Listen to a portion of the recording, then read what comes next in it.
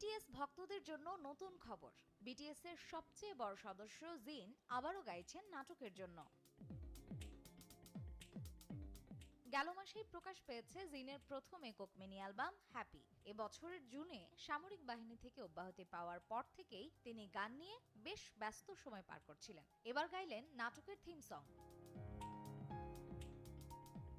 জানা গেছে বিটিএস গায়ক জিন সম্প্রতি একটি কোরিয়ান নাটকে কণ্ঠ দিয়েছেন। দ্বিতীয়বারের মতো তিনি নাটকের জন্য গাইছেন। নাটকটির নাম ওয়েন দ্য স্টার্স গসিপ। এর আগে জেরিসান নাটকে গেয়েছিলেন এই কোরিয়ান তারকা।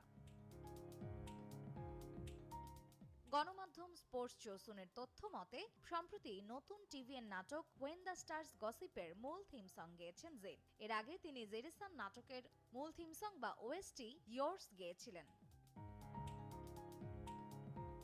দক্ষিণ কোরিয়ার আসন্ন এই টেলিভিশন সিরিজটি লিখেছেন সিও সুকহিয়াং এবং পরিচালনা করেছেন পাক শিন ইয়ো। কেন্দ্রীয় চরিত্রে অভিনয় করেছেন গং রিয়ং এবং ইভে কিম।